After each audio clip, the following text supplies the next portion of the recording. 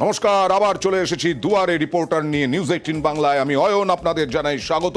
আবার বলছি, এই 8টা থেকে 9টা একটা ছোট্ট বিরতি, তারপর এবং গোটা 1 ঘন্টা জেলার খবর, আপনার জেলার সমস্যা, বেআইনি অবৈধ কাজ আমি তুলে ধরি, আমাদের রিপোর্টার তুলে ধরেন, আমাদের রিপোর্টাররা। এবং যেখানে যারা রাজনৈতিক ঝগড়া, কান পাতা দেয়, চিৎকার চেঁচামেচি পছন্দ করেন না, এই 1 ঘন্টা আমার সঙ্গে থাকুন। প্রথমেই আজকে চলে যাব জোট বৈঠক নিয়ে। জোট বৈঠক আজকে দিল্লিতে, জোট ইন্ডিয়ার বৈঠক হলো। মমতা বন্দ্যোপাধ্যায়ের কথাতেই জোট সূত্র, মমতা বন্দ্যোপাধ্যায়ের কথাতেই সক্রিয় তৃণমূল নেত্রী বৈঠকের শেষে তার কথাতেই জোট সূত্র, মমতার প্রস্তাবেই জোটের ফর্মুলা। তৃণমূল নেত্রী মমতা বন্দ্যোপাধ্যায়, আসন সমঝোতায় ইন্ডিয়া আরো এক ধাপ। একটু ব্যাখ্যা নেব। আমার সঙ্গে আছেন দিল্লি থেকে সরাসরি নেটওয়ার্ক 18-এর এডিটরিস্ট বিশ্ব মজুমদার। বিশ্বদা, মমতা বন্দ্যোপাধ্যায় তৃণমূল নেত্রীর ভূমিকা কতটা, কিভাবে গুরুত্বপূর্ণ হয়ে উঠল?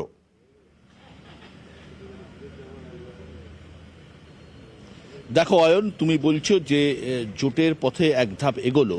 হ্যাঁ, সত্যি হয়তো এক ধাপ এগোলো, কিন্তু ঘটনাচক্রে জোটের ভবিষ্যৎ কিন্তু সরু সুতোর ওপর ঝুলছে। আমি আবারও বলছি, জোটের ভবিষ্যৎ একটি সরু সুতোর উপর ঝুলছে। তার কারণ 31শে ডিসেম্বরের যে সময়সীমা দেয়া হয়েছে, যে 31শে ডিসেম্বরের মধ্যে আসন সমঝোতা করে ফেলতে হবে, যা কার্যত অসম্ভব বলেই আমার অন্তত মনে হয়। এই বৈঠকে আজ তুমি যদি বলো সবটাই নেগেটিভ, তা নয়, কিন্তু বেশিরভাগটাই নেগেটিভ বৈঠক হয়েছে। কারণ এই বৈঠকে পরস্পর রাজনৈতিক দলগুলো নানা রকম কথা বলেছে, নানা রকম কথা বলছিল, নানা রকম আলোচনা করেছে, কিন্তু সেই অর্থে বলতে গেলে কনস্ট্রাকটিভ কিছু আলোচনা আজকের এই জোটের বৈঠকে হয়নি। প্রত্যেকেই ভাষণ দিয়েছে নানা রকম ইস্যু নিয়ে। বৈঠকে কংগ্রেসকে সমালোচনা করেছে, 3টে রাজ্যে কংগ্রেসের যেভাবে খারাপ ফলাফল হয়েছে তা নিয়ে, কিন্তু আগামী দিনের দিশা কী হবে, আগামী দিনের ভবিষ্যৎ কী হবে, তা নিয়ে কোনো কনস্ট্রাকটিভ আলোচনা হয়নি। সেই সময় মমতা বন্দ্যোপাধ্যায়, পশ্চিমবঙ্গের মুখ্যমন্ত্রী, তৃণমূল সুপ্রিমো, তিনি সম্পূর্ণ চুপ করেছিলেন, কোনো কথা বলছিলেন না। সোনিয়া গান্ধী তাকে জোর করেন যে আপনি কিছু বলুন। মমতা বন্দ্যোপাধ্যায় তখন পরিষ্কার বলেন, দেখুন এত কথা বলে লাভ নেই, পরিষ্কার জোটের ফর্মুলা ঠিক করতে হবে, যে রাজ্যে যে শক্তিশালী তাকে সেই রাজ্য ছাড়তে হবে। তার বক্তব্য, পশ্চিমবঙ্গে কংগ্রেসের 2টি আসন আমরা ছাড়তে রাজি আছি। মেঘালয়ে আমরা যেহেতু 15% ভোট পেয়েছি, কংগ্রেস 12% ভোট পেয়েছে, মেঘালয়ে আমাদের একটা আসন দিতে হবে। এবং মমতা বন্দ্যোপাধ্যায় পরিষ্কার বলেন যে কংগ্রেস 300 আসনে লড়বে। জোটের নেতারা মমতা বন্দ্যোপাধ্যায় সমেত প্রত্যেকে বলেন 545টার মধ্যে কংগ্রেসকে 300 আসন ছেড়ে দেওয়া হলো, কংগ্রেস 300 আসন লড়বে, বাদবাকি 245টা আসনে কংগ্রেসের কোনো প্রার্থী থাকতে পারবে না। এই 300 আসনের মধ্যে মধ্যপ্রদেশ, ছত্তিশগড়, রাজস্থান, হিমাচল প্রদেশ, উত্তরাখণ্ড, গুজরাট, কর্ণাটক, এই সব স্টেট যেখানে কংগ্রেসের সাথে বিজেপির সরাসরি লড়াই আছে, সে লড়াইয়ে জোটের কোনো প্রার্থী থাকবে না। আবার যেসব জায়গায়, অর্থাৎ তামিলনাড়ু, পাঞ্জাব, দিল্লি, উত্তরপ্রদেশ, পশ্চিমবঙ্গ সহ নানা রকম যে রাজ্য আছে, সেই সব রাজ্যে কিন্তু কংগ্রেসকে সাপোর্ট করতে হবে রিজনাল পার্টিকে। সুতরাং মমতা বন্দ্যোপাধ্যায় বলেন, এবং এই কাজটা করে ফেলতে হবে 31 তারিখের মধ্যে। এবং আরেকটা বিষয় হলো যে অত্যন্ত গুরুত্বপূর্ণ যেটা বিষয়, সেটা হচ্ছে যে মমতা বন্দ্যোপাধ্যায় প্রস্তাব দেন যে মল্লিকার্জুন খাড়গেকে প্রধানমন্ত্রী পদপ্রার্থী করা হোক। কারণ একটা প্রশ্ন উঠবে, নরেন্দ্র মোদীর বিরুদ্ধে কে হবে প্রার্থী?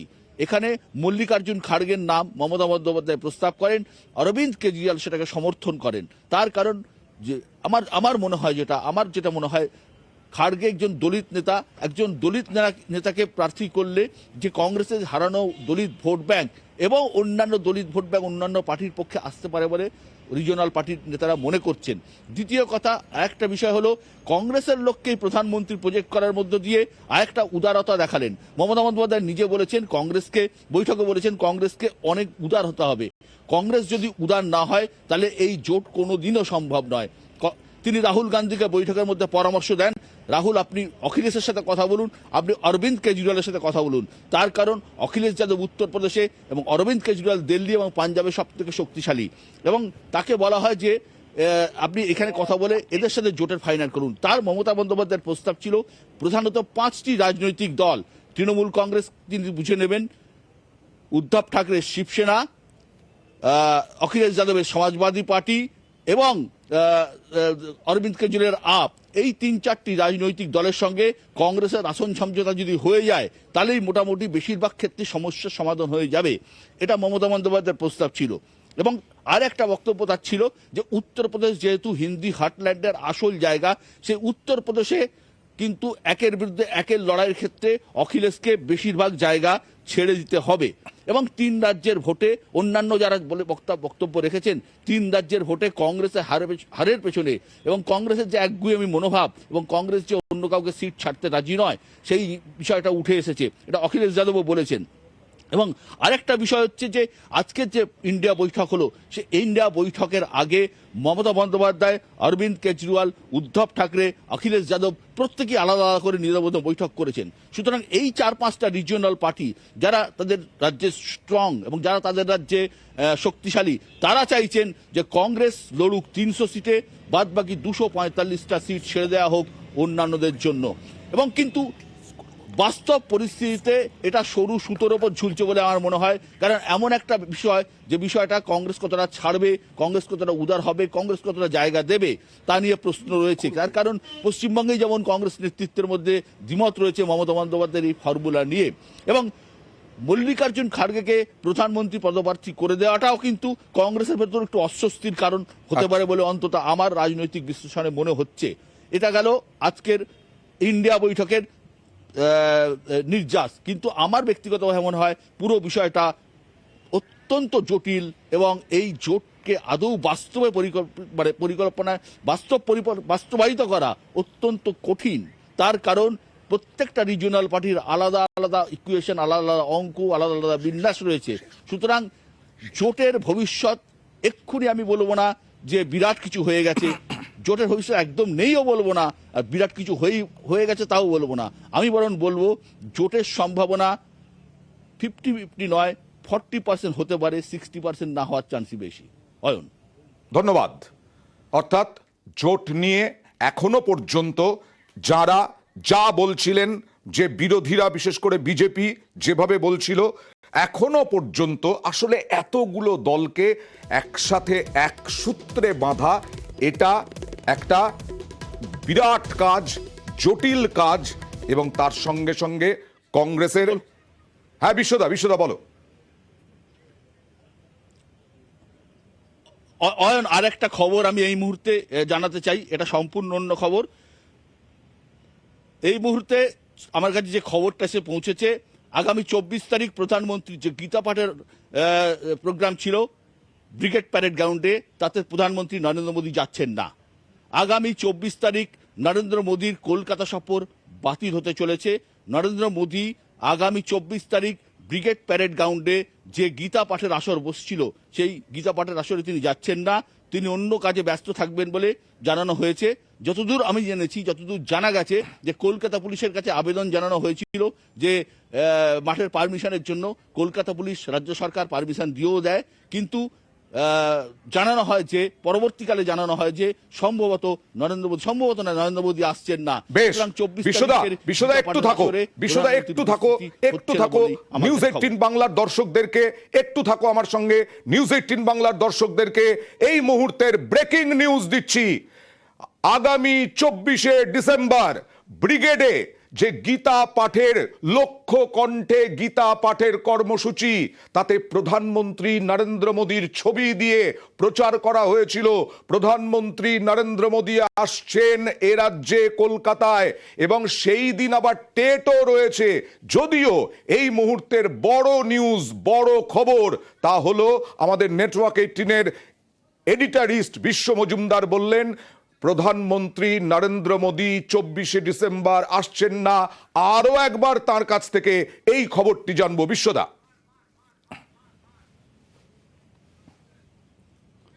দেখো অয়ন, আমার কাছে যে খবর এসেছে তাতে আগামী 24 তারিখে লক্ষ্য কণ্ঠে গীতা পাঠের যে প্রোগ্রাম ব্রিগেড প্যারেড গ্রাউন্ডে হওয়ার কথা আছে, সেই অনুষ্ঠানে প্রধানমন্ত্রী নরেন্দ্র মোদী সম্ভবত আসছেন না। তার কারণ প্রধানমন্ত্রী দপ্তর থেকে জানানো হয়েছে প্রধানমন্ত্রী অন্য কাজে ব্যস্ত থাকবেন, সেদিন আসতে পারবেন না। আমার যতদূর জেনেছি, আজ সকালবেলায় প্রধানমন্ত্রীর দপ্তর থেকে জানানো হয় যে প্রধানমন্ত্রী আসতে পারবেন না।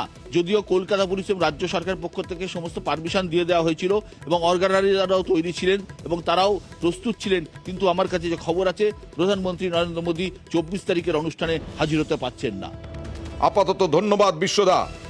কলকাতায় আসছেন নরেন্দ্র মোদী। আমাদের নেটওয়ার্ক 18-এর এডিটর ইস্ট বিশ্ব মজুমদার ব্রেকিং দিয়ে দিলেন যে ব্রিগেড প্যারেড গ্রাউন্ডে আসছেন না 24শে ডিসেম্বর। এবার জেলার অন্যান্য আরো বেশ কয়েকটি খবর নিয়ে আসবো, যা প্রতিদিন আপনাদের সামনে তুলে ধরি। আর 24 তারিখ কলকাতায় আসছেন না প্রধানমন্ত্রী, গীতা পাঠের অনুষ্ঠানে আসছেন না। আর এবার জেলার বিভিন্ন খবর আপনাদের সামনে নিয়ে আসবো, বেআইনি অবৈধ কাজ সব নিয়ে আসবো। একটা ছোট্ট বিরতি, কোথাও যাবে। এবার প্রথমে চলে যাব একদম কুলটিতে। ভয়ঙ্কর খবর দেখুন, বাংলাদেশ থেকে এখানে কুলটিতে যৌনপল্লীতে বিক্রি করে দিলেন প্রতিবেশী। এবং স্বামী বাংলাদেশে থাকতেন না, স্বামী থাকতেন বিদেশে। তিনি বাংলাদেশে বাড়িতে গিয়ে দেখেন তার বউ নেই। তারপরে তিনি আসানসোল পুলিশের দ্বারস্থ এবং এই শিউলি শেখকে উদ্ধার করলেন। কিভাবে উদ্ধার করলেন গোটা কাহিনীটা জানবো প্রতিনিধি দীপকের কাছ থেকে। দীপক, কিভাবে সম্ভব হলো উদ্ধার? দেখো, একেবারে যেটা আমরা সিনেমায় দেখে থাকি ঠিক ওই একইভাবে সিনেমার কায়দায় তাকে উদ্ধার করা হলো। তার স্বামী যখন বাংলাদেশে খবর পায় কি তার স্ত্রীকে প্রতিবেশী একজন মহিলা চাকরির প্রলোভন দেখিয়ে তাকে ভারতে নিয়ে এসছে এবং ভারত থেকে বিদেশে পাঠানোর ব্যবস্থা করছে, এই খবর পাওয়ার পরে সে আসানসোলে কোথায় থাকে প্রতিবেশী মহিলা তার সন্ধান প্রথমে খোঁজ করে। তারপরে একেবারে আসানসোল দুর্গাপুর পুলিশের সাহায্য নেয় এবং প্রথমে দেখা যায় কি সেই যৌনপল্লীতে গ্রাহক সেজে পড়ে সে যায় এবং নিজের স্ত্রী ছবি দেখায়, যারা যৌনপল্লীতে কাজ করে তাদেরকে ছবি দেখায় এবং বলে কি তার কাছে যাব আমি, তার বিনিময়ে যা টাকা লাগবে সেই টাকা দেওয়া হবে। সেই মতো টাকাও নেওয়া হয় 10,000 টাকা। পরে তাকে নিয়ে যাওয়া হয় রাত 1:30 নাগাদ তার স্ত্রীর কাছে এবং সে নিজের স্ত্রীকে দেখে চমকে ওঠে এবং সে একটা শব্দ কথা না বলে সোজা থানায় যান এবং পুলিশের সাহায্যে ওই মহিলাকে উদ্ধার করা সম্ভব হয়েছে। পাশাপাশি পুলিশ যে প্রতিবেশী মহিলা তাকে পাচার করার উদ্দেশ্যে নিয়ে এসেছিল, বিক্রি করে দেওয়া হয়েছিল যৌনপল্লীতে, তাকেও গ্রেপ্তার করেছে। ইতিমধ্যেই সেই ব্যক্তি জানিয়েছে ক্যামেরার সামনে কি তার দুটো সন্তান আছে, সেই সন্তানের মুখ দেখে সে নিজের স্ত্রীর কাছে ছুটে এসছেন, বাংলাদেশ থেকে ভারতে ছুটে এসছেন এবং এই অবস্থাতেও তাকেও গ্রহণ করে সংসার করতে চায় শুধু দুই সন্তানের মুখ দেখে। খুবই ভালো এবং দৃষ্টান্তমূলক শাস্তি হোক যে বিক্রি করেছে। এখানে ওকে বলে আসছে বাংলাদেশ থেকে যে এখানে ইন্ডিয়ান পাসপোর্ট বানায় তাকে কানাডা পাঠাবে, কানাডাতে পাঠাইলে মানে ভালো চাকরি করতে পারবে আর কি। লক্ষ্মীপুরে পতিতালয়ের ভিতরে মানে তাকে রেখে এইসব খারাপ কাজে লাগাইছে। আমি সদ্যবেশে আমি ভিতরে ঢুকছি, তখন ওই মেয়ে তখন ড্যান্স বারে ড্যান্স করতেছিল। তখন ওখানে নিয়ে গেছে, আমি বলছি ড্যান্স বারে তো আমি ড্যান্স দেখবো না, আমি তো ওই মেয়ের সাথে থাকবো।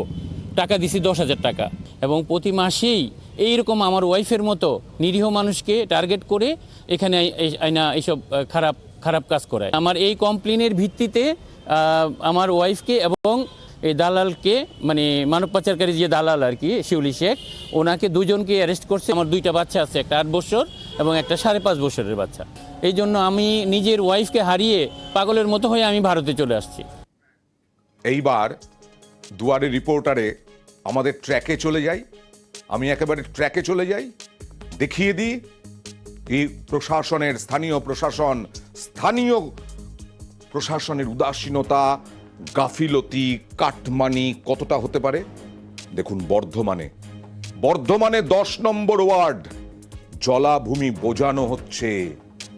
জলাভূমি 300 বিঘা জলাভূমি, এ দেখুন দিনের আলোতে একেবারে মাটি দেওয়া হচ্ছে।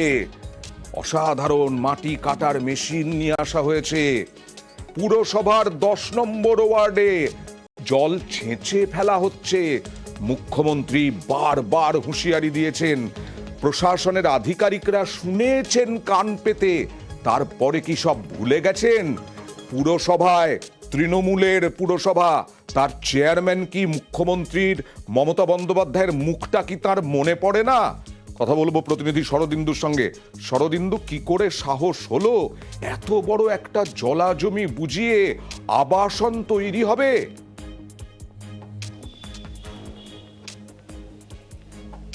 একেবারেই অয়নদা, এবং এই যে ঘটনা, এই ঘটনায় কিন্তু বর্ধমানের শহরবাসীর মধ্যেও আলোড়ন সৃষ্টি হয়েছে। কারণ এই এত বড় জলাশয় বর্ধমানে আর দ্বিতীয়টি নেই। এবং শুধু তাই নয়, এলাকার বলা যায় যে বেশ কয়েকটি ওয়ার্ডের নিকাশি ব্যবস্থা এই জলাশয়ের উপর নির্ভরশীল, কারণ নিকাশি নালাগুলো সব এই জলাশয়ে এসে মিশেছে। এখন সেখানে যদি প্রমোটিং হয়, সেখানে যদি বড় বড় বিল্ডিং তৈরি হয়ে যায়, তাহলে জমা জল যাবে কোথায়? পারমিশন দিচ্ছে কে শরদিন্দু? এই যে এত পারমিশন দিচ্ছে কে?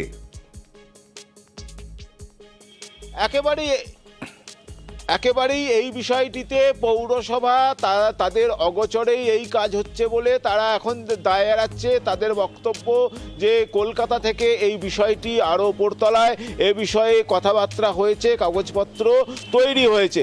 এখন কোনটা সত্যি তা কিন্তু এখনো পরিষ্কার নয়, সামনে আসেনি। প্রশাসনিক মহলেও কিন্তু খোঁজ খবর শুরু হয়েছে আমাদের এই খবর দেখানোর পর। সবটা মিথ্যে। চেয়ারম্যান কি বলছেন দেখুন। এখানে পুরসভা চালাচ্ছেন, আপনারা জানেন না? আপনি জানেন না? এত বড় কথা বলছেন আপনি। ডেভেলপমেন্টের কাজ তো গোটা বর্ধমান জুড়েই হচ্ছে। কাজেই ব্যক্তিগত পর্যায়ে, পৌরসভার পর্যায়ে, যে কোনো জায়গায় অনেক কাজ হচ্ছে। তা আমি খবর নিয়ে আপনাদের পরে জানাবো। না, জলাশয় কি করে ভরাট হবে, এটা হয় না। আমি দেখে নিচ্ছি, আপনারা বলছেন যখন খবর নিয়ে আমরা নিচ্ছি। বলছি যখন, তখন দেখে নিচ্ছেন। আমরা যদি না বলতাম, দেখতেনও না, আবাসন হয়ে যেত। বাহ বাহ বাহ, কি সুন্দর কথা শরদিন্দু। আমরা খেয়াল রাখবো প্রতি মিনিটে যে মানুষ ক্ষুব্ধ হচ্ছেন, মানুষ ক্ষোভ দেখাচ্ছেন। মুখ্যমন্ত্রী পর্যন্ত হুঁশিয়ারি দিয়েছেন, তারপরেও প্রমোটারদের কবলে যাবে, হতে পারে না। স্থানীয় মানুষ কি বলছেন দেখুন। আমার জন্মের আগে থেকে দেখছি যে আমরা এখানে রয়েছি, তো এই জলাশয়টা যদি বুঝিয়ে দেওয়া হয়, তো এখানে তো জলেরও আকাল পড়বে। তো কারা এসব করছে আমাদের ঠিক সঠিক জানা নেই। তাই এইটার জন্য সবার নজরে আসুক।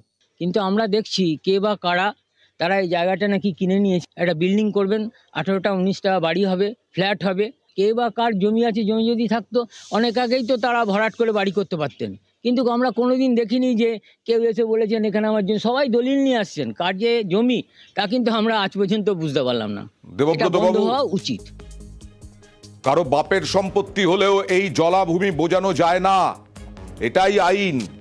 এবার দেখুন মহিষাদলে থানার কিছুটা দূরে, বিডিও অফিসের কিছুটা দূরে পুকুর বোঝানো হচ্ছে।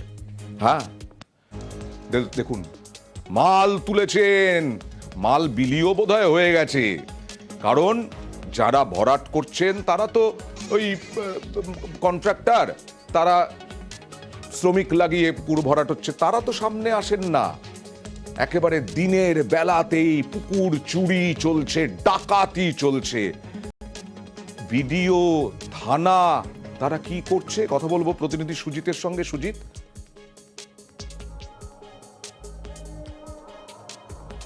একেবারে বিডিও, থানা, পুলিশ কেউ কিছু করছেন না। তার ফলেই কিন্তু একের পর এক এই যে ছবি দেখাচ্ছি, এর আগেও বারে বারে দেখিয়েছি, এবং এই যেটা দেখাচ্ছি সেটা হচ্ছে গুরুত্বপূর্ণ হলদিয়া মেচেদা রাজ্য সড়কের একবার পাশেই রীতিমতো প্রাচীর ভেঙে জলাজমি একবারে ভরিয়ে ফেলা হচ্ছে অবাধে, এবং কোনো বাধা নেই, কোনো প্রতিবাদ নেই।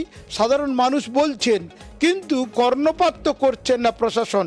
তার ফলে একেবারে প্রশাসনের নাকের ডগায় অবৈধভাবে এইসব জলাজমি ভরাট চলছে। এবং ভিডিও তো আছেন কিছুটা দূরে, তিনি নিশ্চয়ই কাজের লোক, WBCS পাশ করেছেন, তিনি তো শিক্ষিত লোক।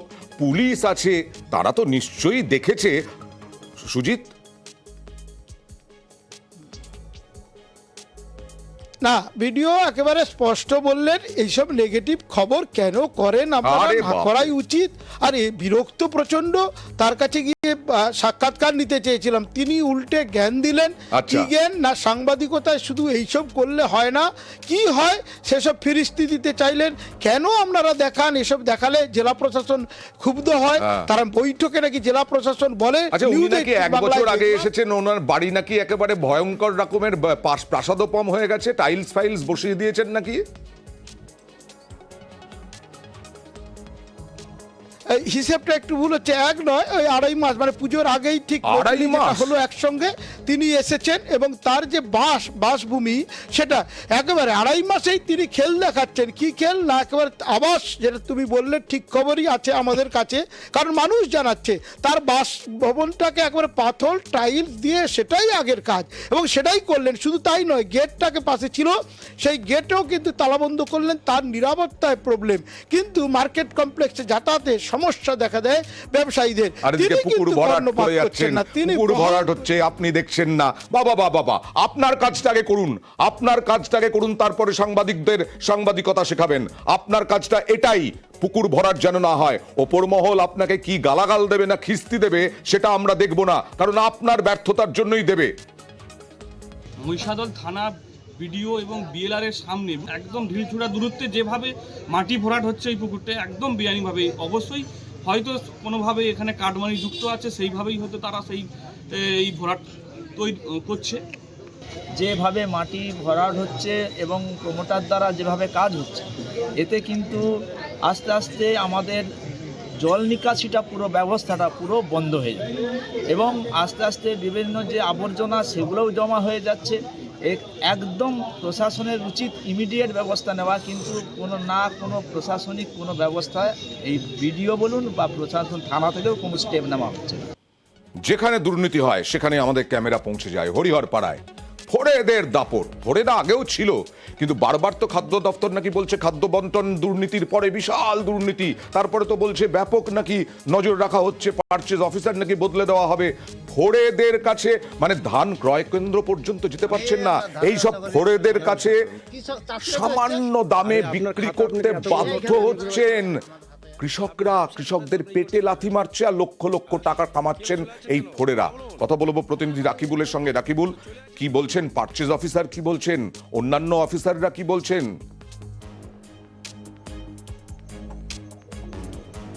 দেখো অয়নদা, যে হরিহরপাড়া কৃষক বাজারে কিন্তু এই ফোড়েদের দাপটেই কিন্তু এই কৃষকরা কিন্তু সরাসরি ধান বিক্রি করতে পারছে না। তারা তাদের আত্মীয়দের নামে একাধিক কার্ড তৈরি করে তারা নিজেরাই কিন্তু ওই ধান বিক্রি করছে, আর ব্যর্থ হচ্ছে কিন্তু এই কৃষকরা। এই বিষয়ে পারচেজ অফিসার তিনি বলেন যে তারা ধান বিক্রি করছে, তাদের সরকারি নিয়ম মেনেই কিন্তু ধান কেনা হচ্ছে বলে তিনি দাবি করেন, এবং তাকে জিজ্ঞাসা করলে তিনি বলেন যে তাদের সঙ্গে কে বা কারা আসলো সেটা আমাদের নজরে আসেনি বা আমরা বলতেও পারবো না বলে বিষয়টিকে এড়িয়ে যান। যদিও এই বিষয়ে আমরা হরিহরপাড়ার বিডিও কাছে জানলে বিডিও তিনি বলেন যে বিষয়টি আমরা আপনাদের কাছ থেকে জানলাম, তবে আমরা বিষয়টি খতিয়ে দেখছি, খতিয়ে দেখে যদি ভিডিও সাহেব খতিয়ে দেখতে যেন বেশি সময় না লাগে। আপনারা তো যথেষ্ট দক্ষ অফিসার, আপনারা কৃষকদের পেটে লাথি মারা হোক এটা চান, ব্যবস্থা নিন তাড়াতাড়ি। আমাদের তো ধানই লেন, আমাদের দালাল ছাড়া তো ওরা ধানই লেন। হ্যাঁ, কি বলে, আমার কৃষক বন্ধু দিয়েছি, পিএম কিষাণ আছে, আমাদের সব জমা আছে, জমি আছে, কিন্তু আমাদের ধান কিন্তু লেয় না। অরিজিনাল কৃষক হয়ে আপনারা ধান বিক্রি করতে পারেনি, সব দালালের হাত দিয়ে বসতেছেন, এখন সব মন্ডি বিক্রি হবে, দালালের হাতে বিক্রি হচ্ছে। কিন্তু মুখ্যমন্ত্রী তো বলেছে যে সরাসরি কৃষকদের মাধ্যমে ধান। আমাদের কাছে লিখ না, আমাদের বলুক না, ডাকুক না, আমরা তো দেবই। না না না, এখানে আমি থাকা অবস্থায় কোনো উল্টোপাল্টা কিছু হচ্ছে না, এবং কোনো ফোড়ের মাধ্যমে হচ্ছে না, কোনো দালালের মাধ্যমে না, ফোড়ের মাধ্যমে তো বিক্রি হচ্ছে না, এখানে পুরোপুরি কৃষকরা ধান দিচ্ছে, কারণ আমাদের বায়োমেট্রিকে কাজ হবে। দেখুন, কারোর সঙ্গে যদি কেউ নিয়ে আসে বা কাউকে সঙ্গে করে আনে, আমি ওনার ধানটা নেব, ওনার বায়োমেট্রিক নেব, উনি যদি সঙ্গে করে কাউকে আনেন বা ওনাকে কেউ সঙ্গে করে আনেন, সেটা তো আমরা ঠেকাতে পারবো না। সবাই তো অভিযোগ করছে যে আপনারা এইভাবে ধান নিয়ে আসছেন, বিক্রি করছেন। চাষি তো বেচছে, চাষি তো বিক্রি করছেন, আপনারা করছেন, সেটা বলুন না। কিন্তু চাষির কার্ড না হলে আপনি ধান বেচতে পারবেন না, সে তো অবশ্যই, কিন্তু কৃষকদেরকে আপনারা সঙ্গে নিয়ে হাত করে আপনারা ধানগুলোকে এক জায়গায় জমায়েত করে বিক্রি করছেন, সম্পূর্ণ ফালতু কথা। সেটা ওই রকম হয়ে থাকলে আমার কাছে এটা এখন যেহেতু আপনি বলছেন, আমরা একটু খোঁজ নিয়ে দেখবো। ঠিক আছে, ওই রকম দেওয়ার কথা না, অ্যাকচুয়ালি চাষিদেরই দেওয়ার কথা, এটা যেন ওরা রেজিস্ট্রেশন করার জন্য অনলাইন সিস্টেম আছে, সেটা আমাদের বিএসকে আছে, সঙ্গে সঙ্গে অনেক জায়গা আছে যেখানে আমরা হেল্প করে ওদেরকে করাতে পারি। আর আমরা তো চাই না এরকম হয়, তাহলে যদি এরকম হয়ে থাকে আমরা অবশ্যই খোঁজ নিয়ে দেখব। গরিব কৃষকরা মিথ্যে কথা বলবেন আর আপনারা সত্য কথা বলছেন একেবারে পারচেজ অফিসার এবং ওখানকার দায়িত্বে। বাহ, অসাধারণ। এই যে ধান ক্রয় কেন্দ্র বলছিলাম না, এখন নতুন শব্দ তৈরি হয়েছে, কাটমানি। কাটমানি নয়, তোলাবাজি। কুইন্টাল প্রতি ধান বিক্রি করতে যাচ্ছেন কৃষকরা, সেখানে 6 কেজি, কোথাও 8 কেজি, কোনো নির্দেশ নেই, কোনো রিসিট নেই, কেটে নেওয়া হচ্ছে ধান, ধান নিয়ে নেওয়া হচ্ছে। আজকে আবার এখানে বিক্ষোভ, এটা হচ্ছে ইসলামপুরে। কথা বলবো প্রতিনিধি চঞ্চলের সঙ্গে। চঞ্চল, আবার বিভিন্ন জায়গার ছবি আমরা প্রতিদিন দেখাচ্ছি। খাদ্য দপ্তর থেকে এত এত কড়া নাকি নির্দেশিকা এবার শুরু হয়েছে, কোথায় কি এখানেও তাই হচ্ছে? একদমই অয়নদা, এর আগেও আমরা কিন্তু এই যে ধান ক্রয় কেন্দ্র রয়েছে ইসলামপুর, যে কৃষি মান্ডিতে যে সরকারি ধান ক্রয় কেন্দ্র, সেই সরকারি ধান কেন্দ্র এর আগেও আমরা খবর করেছিলাম তোলাবাজি নিয়ে। এবার আজকেও কিন্তু একই অভিযোগ উঠেছে, যে কৃষকদের যেটা অভিযোগ রয়েছে যে কুইন্টাল প্রতি, অর্থাৎ কুইন্টাল প্রতি 5 থেকে 7 কেজি, 8 কেজি, যার কাছে যত পাচ্ছে এইভাবেই কিন্তু লুটে নিচ্ছে মিল মালিকরা, এমনটাই অভিযোগ তুলে আজকে কিন্তু কৃষকরা ব্যাপক বিক্ষোভ দেখায় এবং বিক্ষোভের জেরেই কিন্তু সেখানে উত্তেজনা ছড়িয়ে পড়ে। তবে এর পাশাপাশি তোমাকে জানিয়ে রাখি যে এই বিক্ষোভের কথা শুনে কিন্তু সেখানে পৌঁছে কংগ্রেস নেতা জাভেদ আখতার, তিনিও কিন্তু কৃষকদের সাথে বিক্ষোভে সামিল হন এবং কংগ্রেস নেতা জাভেদ আখতারের একটাই বক্তব্য, যদি আগামী দিনে সেই সমস্যার সমাধান না হলে তাহলে বৃহত্তর আন্দোলনে নামবে। নিশ্চয়ই কংগ্রেস নেতা তো গেছেন, কিন্তু প্রশাসনের আধিকারিকদের যাওয়ার কথা। এইভাবে কেন হচ্ছে, কেন খাদ্য দপ্তর কি করছে তাহলে, এটাই তো বড় প্রশ্ন। এবার হলদিয়া বন্দরের খবরে যাব। হলদিয়া বন্দরে শ্রমিক বিক্ষোভ, কথা বলবো প্রতিনিধি সুজিতের সঙ্গে। সুজিত, কেন হঠাৎ করে আবার হলদিয়া বন্দরে শ্রমিক বিক্ষোভ?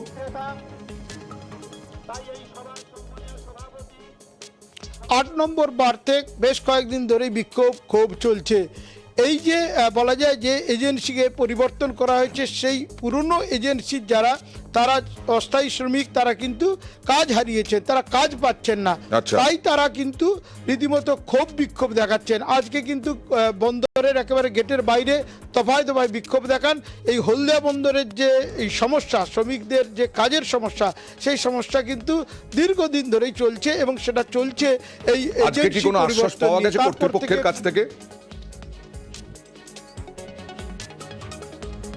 কর্তৃপক্ষ এ ব্যাপারে এখনো পর্যন্ত কোনো আশ্বাস দেননি। তবে যে বিষয়টি যখন সামনে এসছে তারপর থেকে দফায় দফায় কিন্তু বৈঠক হয়েছে, কিন্তু কীভাবে সমস্যার সমাধান হবে সে ব্যাপারে কোনো রকম উচ্চবাচ্য শোনা যাচ্ছে না। এবং তার ফলে বন্দর কর্তৃপক্ষ কি করবে তা নিয়ে কর্তৃপক্ষ কি করবে, না হলে তো এখানে কাজ বন্ধ হয়ে যাবে। আমরা নিশ্চয়ই পরবর্তী সময়ে পরিস্থিতি নজরে রাখবো, এই শ্রমিকদের পেটে লাথি যাতে না মারে কর্তৃপক্ষ। 400 জন ওয়ার্কার আমরা এম এন্টারপ্রাইজ থেকে আমরা 5 স্টারে যুক্ত হই। এখন আমাদের 6 মাস হয়ে গেছে, সেখানে যা গেলাম আমাদের গেট পাস বন্ধ করে দিয়েছে এবং আমাদের কাজ থাকা সত্ত্বেও আমাদেরকে কাজ করতে দিচ্ছে না। হঠাৎ তারা 22 বছর ধরে কাজ করছে, তাদের গেট পাস আছে, আজকে দেখলাম বন্দর কর্তৃপক্ষ তাদের গেট পাসটাও বন্ধ করে দেওয়া হয়েছে। সেই গেট পাস বন্ধ করার প্রতিবাদে যাতে গেট পাস চালু করে আমরা যাতে কাজ ফিরে পাই, সেই দাবি দাওয়া নিয়ে আমাদের আজকে শান্তিপূর্ণ অবস্থান এবং প্রতিবাদ সভা আমরা এখানে আজকে আয়োজন করেছি। এবার আমডাঙ্গার খবরে যাব। ন্যাশনাল হাইওয়ে কর্তৃপক্ষ 34 নম্বর জাতীয় সড়কটা সেই ছোটবেলা থেকে দেখে আসছি, কোনো দিন সম্প্রসারণ করতে পারেনি, এবারেও পারছে না। কারণ জাতীয় সড়ক কর্তৃপক্ষ জমি যাদের কাছ থেকে নিয়েছিলেন সম্প্রসারণে, তাদেরকে ক্ষতিপূরণই নাকি দেননি। এই নিয়ে আজকে বিক্ষোভ জেলা শাসকের দফতরে। কথা বলবো প্রতিনিধি জিয়ার সঙ্গে। জিয়া, এখনো পর্যন্ত কোনো আশ্বাস? দেখো, আশ্বাস দেওয়া হয়েছে 2013 সাল থেকেই আমডাঙ্গার কৃষকদেরকে আশ্বাস দেওয়া হচ্ছে 34 নম্বর জাতীয় সড়কের সম্প্রসারণের জন্য 21টি মৌজার জমি নেওয়ার কাজ শুরু হয়েছিল। কিন্তু সেখান থেকে দেখা যাচ্ছে যে জমি নেওয়া শুরু হলেও 2013 আইনে সেই যে দাম ধার্য করা হয়েছিল সরকার থেকে, সরকারের দাম কিন্তু তারা পাচ্ছেন না। নেমেছেন, কিন্তু বারংবারই আশ্বস্ত করা হয়েছে যে হবে। আজকে একেবারে প্রায় 21টি মৌজার কয়েকশো কৃষক একবারে জেলা শাসকের দপ্তরের সামনে দীর্ঘক্ষণ বসে বিক্ষোভ দেখায়। তাদের একটাই দাবি, যতক্ষণ না 2013 আইনের জমির দাম দেওয়া হবে ততক্ষণ তারা এখানে বসে থাকবেন। অবশ্যই ঘন্টাখানিকের মধ্যেই তাদের সঙ্গে জেলা শাসক জেলা শাসক বৈঠক করবেন, দেখা করবেন বলে আশ্বস্ত করেন। তারপরে সেখানে গিয়ে আশ্বস্ত হন যে হবে দ্রুত তাদের জমির দাম দেওয়া হবে। কিন্তু এই ভূমিহীনদের স্পষ্ট দাবি যে এর আগে একাধিকবার বৈঠক করা হয়েছে, জমির দাম দেওয়া হবার কথা ছিল কিন্তু দেওয়া হয়নি। ফলে এক শ্রেণীর সরকারি আধিকারিকরা এই জমি নিয়ে দুর্নীতি করছেন, ফলে সরকার জমি পাচ্ছেন না। ফলে তারা যদি এক শ্রেণীর সরকারি আধিকারিক জমি নিয়ে দুর্নীতি করছেন আর এরা মার খাচ্ছেন পড়ে পড়ে, এবার কিন্তু দেওয়ালে পিঠ থেকে গেছে, এবার আবার আন্দোলন করবেন। তাড়াতাড়ি দিয়ে দিন ক্ষতিপূরণ।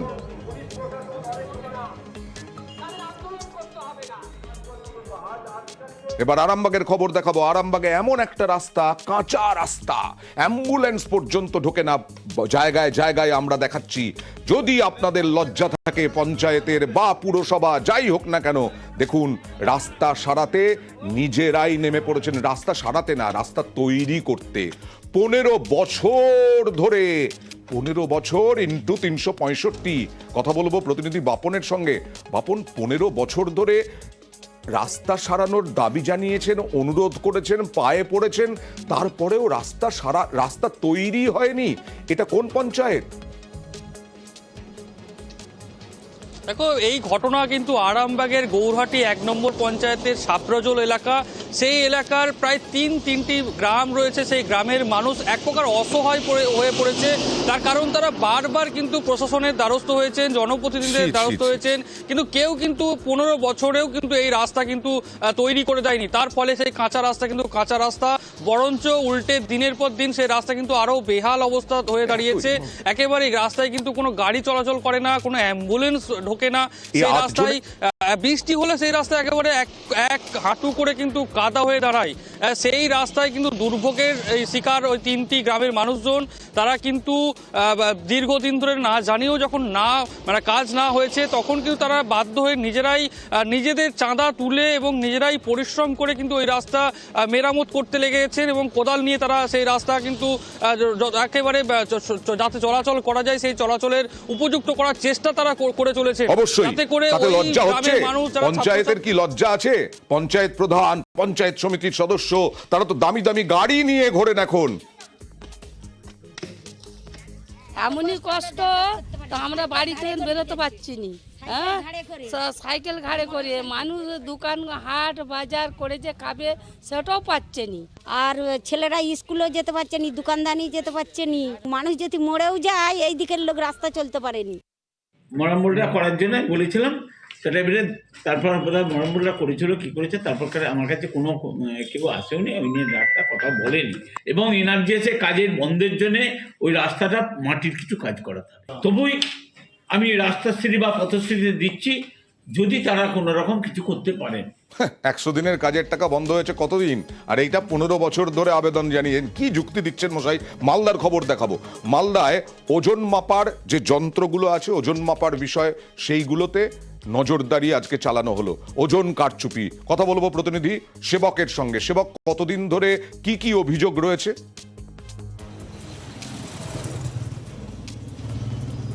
দেখো, মালদহের একাধিক বাজারে ওজনে কারচুপির অভিযোগ আসছিল। কারণ যারা গ্রাহকরা, ক্রেতারা তারা যাচ্ছিলেন, সঠিক দাম দিচ্ছিলেন, দামে তো কম পাচ্ছিলেন না, কিন্তু ওজনে কম পাচ্ছিলেন, অর্থাৎ ঠকছিলেন। অবশেষে বিভিন্ন মহলে অভিযোগ পেয়ে ওজন পরিমাপ ও উপভোক্তা বিষয়ক দপ্তর তারা আজকে মালদহ শহরের বিভিন্ন বাজারে অভিযান চালায় এবং একাধিক বাজারে গিয়ে দেখা যায় যে হ্যাঁ, ওজন যন্ত্রে কারচুপি রয়েছে এবং নিয়ম অনুযায়ী প্রত্যেকে যারা ওজন করেন তাদের বাটখারাগুলোও প্রতিবারই কিন্তু রিনিউয়াল করতে হয় প্রতি বছর। অনেকে রিনিউয়াল না করে পুরনো বাটখারা দিয়েই ওজন করছেন আর কম পরিমাণ মাল ক্রেতাকে দিচ্ছেন।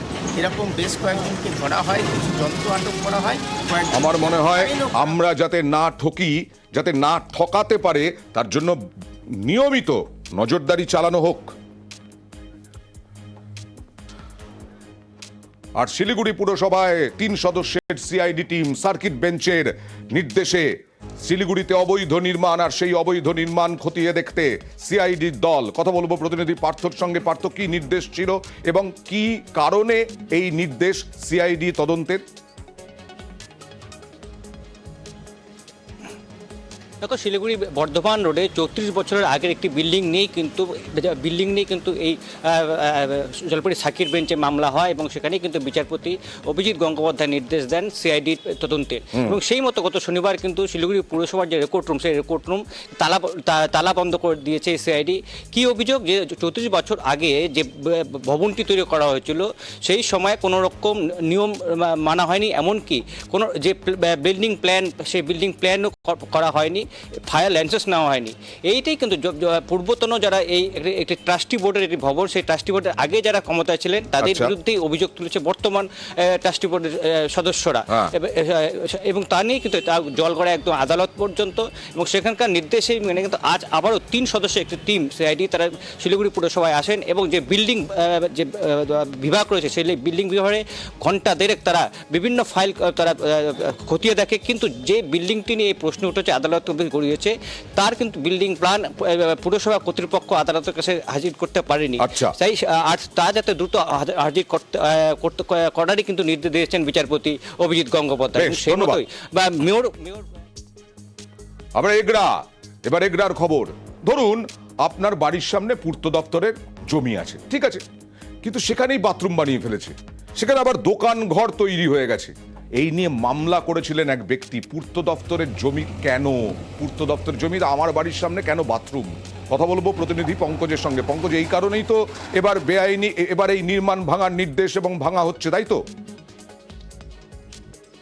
হ্যাঁ, একেবারে ওয়ান্দা। একবারে এগরা যে বড় নিহারি বাস স্ট্যান্ড রয়েছে, সেই বাস স্ট্যান্ডের পিছনে অচিন্ত মানা নামে একজন বাড়ি, তার বাড়ির সামনেই কিন্তু যেখানে দোকান এবং যে পঞ্চায়েত সমিতির শৌচাগার তৈরি হয়েছিল, সেখানে তিনি কিন্তু মামলার অর্থাৎ কোর্টে দ্বারস্থ হওয়ার পরে কিন্তু মামলাতে তিনি জয়ী হওয়ার পরেই কিন্তু আজকে তার কি হলো, যেখানে এগরা থানার বিশাল পুলিশ বাহিনী থেকেই কিন্তু সেই যে পিডব্লিউডি জায়গার উপরে যে দোকান এবং যে পঞ্চায়েত সমিতির শৌচাগার সেটা কিন্তু ভাঙা হয়।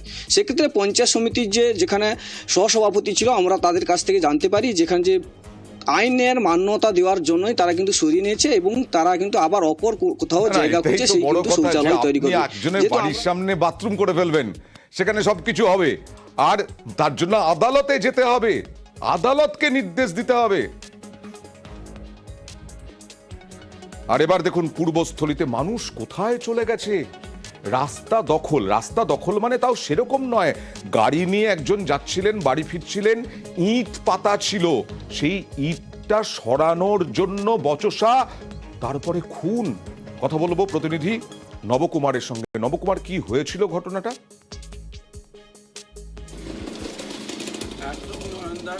এই দখলপাড়াতে এই পূর্বস্থলীতে নবান্ন উৎসব হয়, সেখানে মামা ভাগ্নে অজগর আলী এবং ফিরোজ শেখ এরা দুজনা মিলে ঠাকুর দেখতে যায় এবং সে উৎসব থেকে ফেরার পথে তারা দেখে রাস্তার ওপর ইট বিছিয়ে রেখেছে কে বা কারা তারা জানে না। যখন তারা ইটগুলোকে সরিয়ে যখন গাড়িতে চাপার চেষ্টা করে সেই সময় অতর্কিতে তাদের ওপরে আক্রমণ চলে, রড দিয়ে এবং লোহার বাট দিয়ে তো মারধর করে এবং সেই মুহূর্তেই অজগর আলী শেখ তিনি মারা যান এবং গ্রেফতার করা হয়েছে, পূর্বস্থলীতে নিয়ে আসে। এই ঘটনার পরিপ্রেক্ষিতে একদমই তাই 8 জন তাদের নামে অভিযোগ আছে, তার মধ্যে 6 জনকে অভিযুক্তদের আজকে মহকুমার আদালতে তোলা হয় এবং কালনা মহকুমার আদালতে তাদের 3 জনকে তাদের 14 দিনের জেল হেফাজত এবং 3 জনকে দেওয়া হয়েছে। জেল হেফাজত হলো, পুলিশ হেফাজত হবে, সব ঠিক হবে, কিন্তু মানুষ কোথায় নেমে যাচ্ছে, অদ্ভুত। এ দেখুন বারুইপুরে তৃণমূল কর্মী খুন, আর তাতে প্রধান 2 অভিযুক্তকে ধরতে হবে, তার জন্য তারা কিন্তু লাপাতা। তাদেরকে ধরতে পারছে না কেন পুলিশ? অভিযুক্তদের বাড়ি ভাঙচুর। কথা বলবো প্রতিনিধি অর্পণের সঙ্গে। অর্পণ, কেন ধরা যাচ্ছে না এই প্রধান অভিযুক্তদের? কি বলছে পুলিশের কতটা গাফিলতি আছে বলে মনে করা হচ্ছে?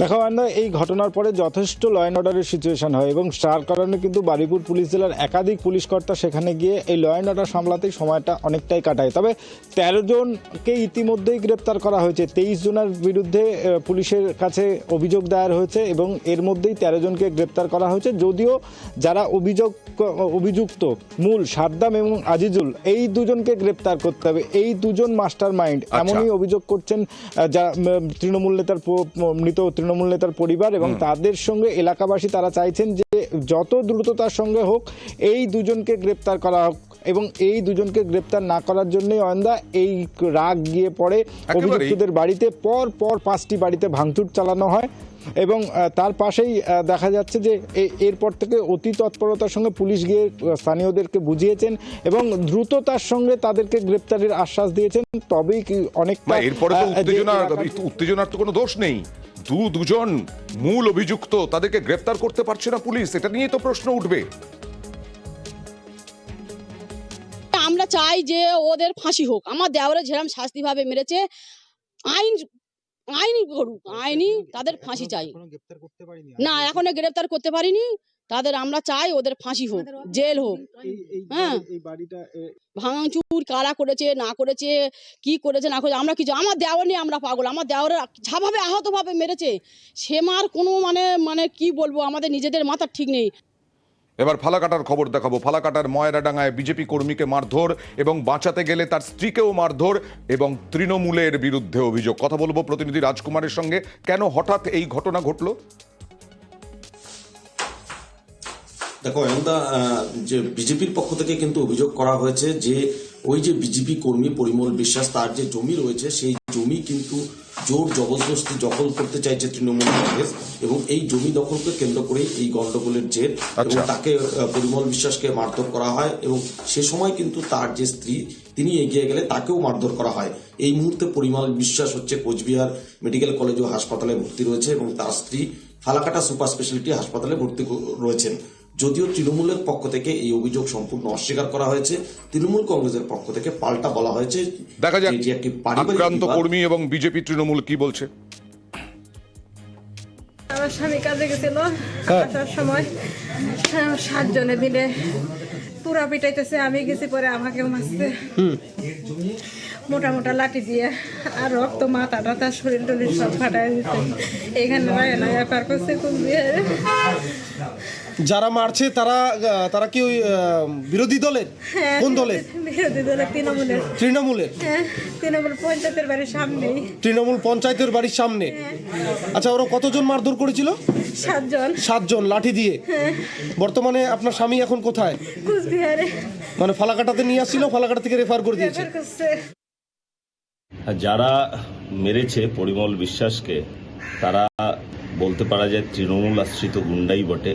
যেহেতু পরিমল বিশ্বাস বিজেপি করে, তাই তার জমি দখল করবার জন্য গোবিন্দ মণ্ডলেরা দীর্ঘদিন যাবৎ প্রচেষ্টা চালাচ্ছে। সেদিন তিনি কাজে গিয়েছিলেন, কাজ থেকে ফেরার পথে তাকে তৃণমূলের পঞ্চায়েতের বাড়ির সামনে আক্রমণ করে। তো আমরা ভারতীয় জনতা পার্টি চাই এর বিচার হোক, প্রশাসন। এটা সর্বভাবে মিথ্যে, এ ধরনের কোনো ঘটনা ঘটেনি। আমরা জানতে পেরেছি যে একটি পারিবারিক বিষয়কে কেন্দ্র করে কিছু নিজেদের মধ্যে একটা ঘটনা ঘটেছে, তো সেটা কোনো রকমভাবেই পলিটিক্যালাইজড করা যায় না। দাদপুর ব্লকের আমনা পঞ্চায়েতে আমরা দেখিয়েছিলাম, 12টায় দেখিয়েছিলাম, তারপরেও দেখিয়েছিলাম জলের জন্য 5 বছর আগে কাঁড়ি টাকা নেওয়া হয়েছে, জল পাননি বাসিন্দারা, আর টাকা ফেরত দেওয়া যাবে না বলেছিলেন পঞ্চায়েতের যারা হর্তাকর্তা। আজকে গোবর ছুঁড়ে প্রতিবাদ জানালো বিজেপি। কথা বলবো প্রতিনিধি রানার সঙ্গে। রানা, বিজেপি আজকে গোবর ছুঁড়ে এটা করলো, প্রতিবাদ করলো, আর ফল কি মিলল? হ্যাঁ অয়নদা, দেখো আমরাই কিন্তু দুদিন আগে শনিবার এক্সক্লুসিভ নিউজ 18 বাংলা দর্শকদের আমরা দেখিয়েছিলাম এই আমনান গ্রাম পঞ্চায়েতে কীরকম টাকা নিয়ে দুর্নীতি করেছে, যে গরিব মানুষের টাকা নিয়ে তাদের বাড়ি বাড়ি জল দেবার নাম করে তাদের জলের পাইপলাইন তো দেয়নি, জল তারা পায়নি। এই ক্ষোভে কিন্তু গ্রামবাসীরা যেমন ফুঁসছিল, আজকে চুঁচুড়া জেলা বিজেপি সাংগঠনিক সম্পাদক সুরেশ সাউ তোমার নেতৃত্বে গ্রামবাসীরা মিলে আজকে এই আমনান গ্রাম পঞ্চায়েতে রীতিমতো ক্ষোভে তারা ডেপুটেশন দিতে গিয়ে গোবর ছুড়ল। তাদের এতটাই ক্ষোভ যে তাদের এই গরিব যে মেহনতি মানুষের টাকা তারা পুরো পঞ্চায়েত হজম করে নিয়েছে। 5 বছরও কিন্তু তাদের কোনো জল এলো না। ফলে আজকে সেই বিক্ষোভের চের কিন্তু গোবর ছুঁড়ে পঞ্চায়েতে তারা প্রতিবাদ জানালো যে আগামী দিনে তো আর বলতেন না যে টাকা ফেরত দেওয়া যাবে না। আর প্রতিদিন একটা করে অঙ্গনওয়াড়ি, দুটো করে অঙ্গনওয়াড়ি, তিনটে করে অঙ্গনওয়াড়ি দেখায়, শেষ আর হয় না। এবার মালদার একটা অঙ্গনওয়াড়ি দেখাবো, সেখানে হ্যাঁ ভালো ঘর আছে, ভেতরের ছবিটা যদি দেখেন আঁকা ঝোঁকা সুন্দর আছে, ফ্যান আছে, বোর্ড আছে, লাইট আছে, কিন্তু কিছুই নেই, কারণ কারেন্ট নেই, জল নেই, মানে খাবার জল নেই, কিছুই নেই, চাল নেই, ডাল নেই। তাই যিনি অঙ্গনওয়াড়ি কর্মী সব থেকে ভালো কাজটি করেছেন, তিনি দেখেছেন কিছুই নেই যখন, তখন আর কি দরকার, তালা ঝুলিয়ে দিয়ে বাড়ি গিয়ে নাকে তেল দিয়ে ঘুমিয়ে পড়েছেন। কথা বলবো প্রতিনিধি সেবকের সঙ্গে। সেবক, কতদিন ধরে চাল নেই, ডাল নেই, খেতে পাচ্ছে না গরিব মানুষের সন্তানরা?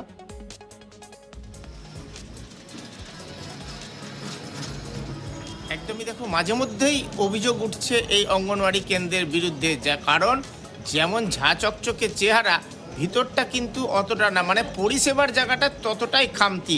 এরকম খামতি আজকে বাচ্চারা গিয়েছিলেন, গর্ভবতী মায়েরা, প্রসূতি মায়েরা গিয়েছিলেন, তাদেরকে খালি হাতে ফিরে আসতে হলো। কেন ফিরে আসতে হলো? আজব যুক্তি, চাল শেষ, ডাল শেষ, তাই তালা ঝুলছে আইসিডিএস সেন্টারে। কবে খুলবে? আগামীকাল খুলবে? সেই প্রশ্নেরও জবাব মেলেনি। কেন সিডিপিও, বিডিও এরা কি করছেন? তাদের দায়িত্ব পালন করবেন না?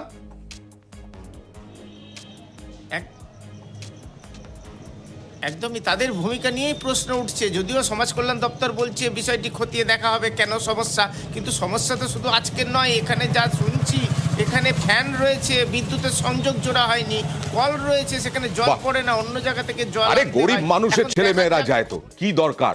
বিডিওর ছেলে মেয়ে বা সিডিপিওর ছেলে মেয়ে বা সমাজ কল্যাণ দপ্তরের যারা আধিকারিক আছেন তাদের ছেলে মেয়েরা তো যান না, থাকুক না, কি আসে যায়। সমস্যা কি হচ্ছে? খিচুড়ির সমস্যা, আর ওই যে জল টল নাই, জল নাই, আবার তোমার যে লাইন নাই ইসের, ওটার জন্যই আবার সমস্যা হয়ে যাচ্ছে। ওই তো সেন্টার এসে দেখছি স্কুল খোলা নাই, এখান থেকে ঘুরে ঘুরে যাচ্ছে বাচ্চাগুলা।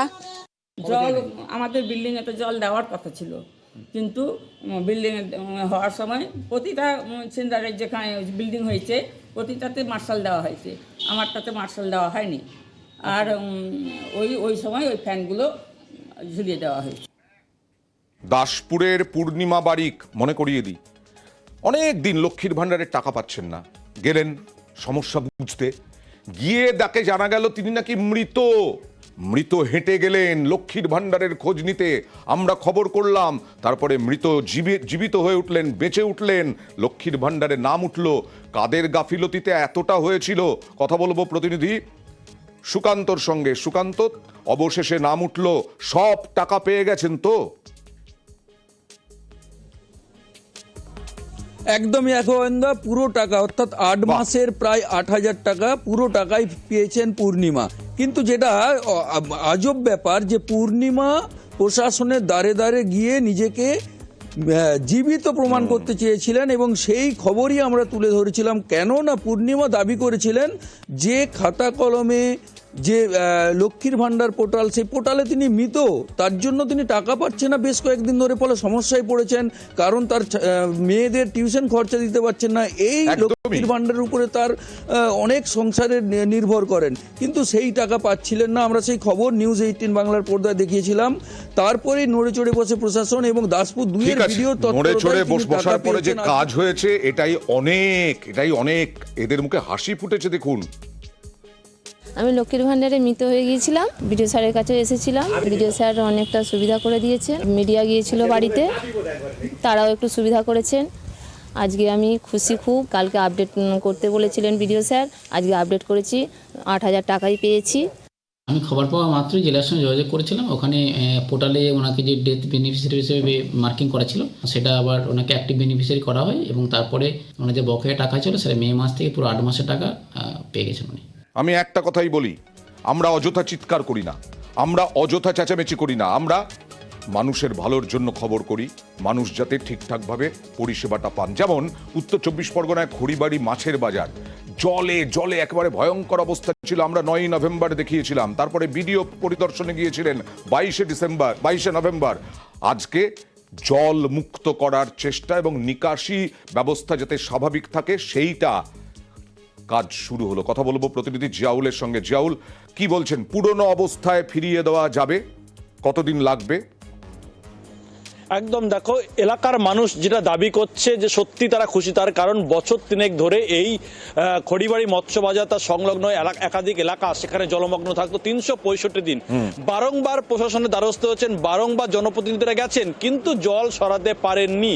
আমরা সেই খবর 9 ডিসেম্বর প্রথম তুলে ধরি, তারপরে 22 ডিসেম্বর সেখানে প্রশাসনিক কর্তারা যায়। আজ থেকে একেবারে সেই জল যাতে কোনো রকমভাবে সেখানে জল না জমতে পারে তার জন্য জেসিপি দিয়ে সেই জল, অর্থাৎ একাধিক জায়গায় ড্রেন আটকে ছিল, সেই জায়গা পরিষ্কারের কাজ শুরু করলো আজ থেকে। এবং এই যে উদ্যোগ, অর্থাৎ নিউজ 18 বাংলা দেখানোর পরেই জনপ্রতিনিধি বারবার আগের দিন দাবি করেছিলেন 22 নভেম্বর, তিনি বলছেন না না এটা আমাদের কাজ, আমরাই তো, মানুষ আমাদের সমস্যা সমাধানের কথা বলে আমরা চেষ্টা করেছি।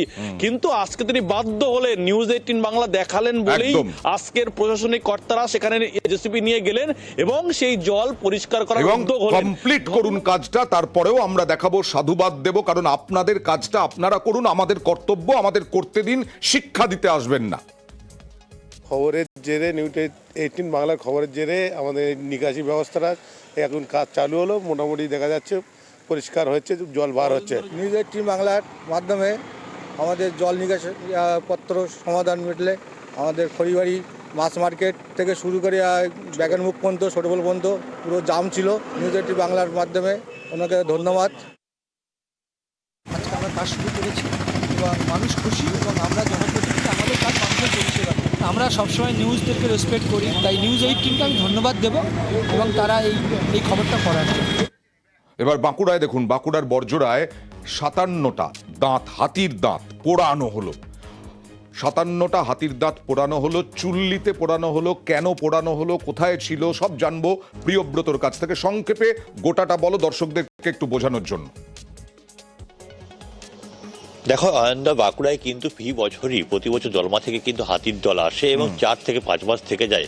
এই হাতির দলের মধ্যেই কিন্তু 4 থেকে 5টি প্রতিবারেই কিন্তু মৃত্যু হয় বয়সজনিত কারণে, কোনো সময় অসুস্থতার কারণে। হাতির পোড়ানোর যে অন্ত্যেষ্টিক্রিয়া রয়েছে সেটাই কাঠ জেলে পোড়ানোর ব্যবস্থা রয়েছে, কিন্তু হাতির দাঁত তাতে পড়ে না। সেই কারণে হাতির দাঁতকে কেটে সংরক্ষিত করা হয়, হাতিটি পুড়িয়ে দেওয়া হয়। সেই রকমই হাতির দাঁত বাঁকুড়ার বন বিভাগের যে 3টি বন দপ্তর রয়েছে, বাঁকুড়া উত্তর, পশ্চিম, দক্ষিণ এবং বিষ্ণুপুরের পাঞ্চেত বন বিভাগে, এখানে 57টি দাঁত কিন্তু সংরক্ষিত হয়েছিল এবং নিরাপত্তার কারণে কোথাও চোরাচালান হতে পারে এমন আশঙ্কা কিন্তু বারবারই ছিল। সম্প্রতিকালে একটি এমিটমেন্ট আনা হয়েছে, সেই বিলে যে বলা হয়েছে যে হাতির দাঁতকে কিন্তু বন দপ্তর নিজের উদ্যোগ নিয়ে নষ্ট করবে। এইরকমই উদ্যোগে এরকম কোনো নিয়ম নেই যে এইগুলো বিক্রি করে রাজ্য সরকার আয় বাড়াতে পারে বা বন দপ্তর আয় বাড়াতে পারে, এরকম কোনো নিয়ম নেই। না, সেরকম কোনো আইন নেই। আইনে পরিষ্কার বলা রয়েছে হাতির দাঁতকে কোনোভাবে ব্যবহার করা যাবে না, সংরক্ষণ করা যাবে না এবং প্রদর্শনও করা যাবে না। সেই নিয়ম অনুসারেই বাঁকুড়ার বর্জরায় আজকে এইভাবে একটি উচ্চ তাপ বিশিষ্ট একটি চুল্লিতে এরকম 57টা হাতির দাঁতকে পুড়িয়ে ফেলা হলো, নষ্ট করে দেওয়া হলো, ছাই করে দেওয়া হলো। এপ্রিল 2023 একটা অ্যামেন্ডমেন্ট হয়েছিল, পিসিসিএফ ওয়াইল্ড লাইফকে পাওয়ার দেওয়া আছে যে পিসিসিএফ ওয়াইল্ড লাইফ একটা কমিটি গঠন করে ও কমিটি এটাকে ডিস্ট্রয়, নষ্ট করতে পারবে। মোস্ট প্রবাবলি প্রথমই হয়েছে এখানে। সরকারের উদ্দেশ্য যে এই হাতির দাঁত, যে হাতিগুলি হয়তো একসময় মারা গেছেন তাদের বিভিন্ন বায়োলজিক্যাল কারণে, সেই দাঁতগুলো যেন আবার প্রকৃতিতেই ফিরে যায়, যে প্রকৃতি থেকে হাতির শরীর তৈরি হয়েছিল। এই হাতির দাঁত নিয়ে যেন কেউ এর প্রতি আসক্ত হয়ে চোরা কারবারি বা এসব দিকে না যান, সেটাও আমাদের সরকারের পক্ষ থেকে, বন দপ্তরের পক্ষ থেকে আমরা মেসেজ দেওয়ার চেষ্টা করছি। এ তো ভয়ঙ্কর অবস্থা দেখা যাচ্ছে। আলিপুরদুয়ার, জলপাইগুড়ি, শিলিগুড়ি, বাগডোগরা, কখনো হাতি চলে আসছে লোকালয়ে, কখনো বাঘ, চিতাবাঘ চলে আসছে, কখনো ভালুক। আজকে আলিপুরদুয়ারে লোকালয়ে চলে এলো ভালুক। কথা বলবো প্রতিনিধি রাজকুমারের সঙ্গে। রাজকুমার, যেটা বলছিলাম, এ তো জঙ্গল ছেড়ে লোকালয়ে আসার প্রবণতা খুব বেড়ে যাচ্ছে বন্যপ্রাণের। একদমই অয়ন্দা, জঙ্গল লাগোয়া যে এলাকার মানুষেরা যে বসবাস করছে তাদের যে অশান্তি, তাদের যে দুর্ভোগ, সেটা কিন্তু দিন দিন বাড়ছে। কখনো হাতি, কখনো চিতাবাঘ, আবার এখন বেরিয়ে পড়ছে হচ্ছে ভালুক। এই আজকে একটি হিমালয়ান যে ব্ল্যাক বিয়ার প্রজাতির যে ভালুক, সেটিকে ঘুমপাড়ানি গুলি করে যদিও কাবু করতে পেরেছে বন দপ্তর, কাউকে জখম করতে পারেনি এই ভালুকটি। জানা গিয়েছে ভাল্লুকটির ডান পায়ে একটি ক্ষত রয়েছে, সেই কারণে এটাকে চিকিৎসার জন্য বেঙ্গল সাফারিতে নিয়ে যাওয়া হচ্ছে। বেঙ্গল সাফারিতে চিকিৎসার পর সুস্থ হলে এই ভাল্লুকটিকে আবার জঙ্গলে ছেড়ে দেওয়া হবে। ঠিকই, কিন্তু জঙ্গলে ছেড়ে দেওয়া হলেও জঙ্গল পাড়ের মানুষ শান্তিতে থাকবেন না, কারণ এইভাবে একের পর এক বন্য প্রাণ তারা বাইরে লোকালয়ে চলে আসছে। আর আবার বলছি, একদম শেষ করছি, এই দুয়ারে রিপোর্টারে প্রতিদিন চোখ রাখুন রাত 8টা থেকে 9টা, শুধুমাত্র আপনার পাড়ার, আপনার জেলার, আপনার সমস্যা দেখার জন্য। বেআইনি অবৈধ কাজ চলবে না, প্রশাসনকে দেখতে হবে। এরপরে আরো গুরুত্বপূর্ণ খবর রয়েছে, তমশ্রী সহকর্মী নিয়ে আসছেন নিউজরুম লাইভ।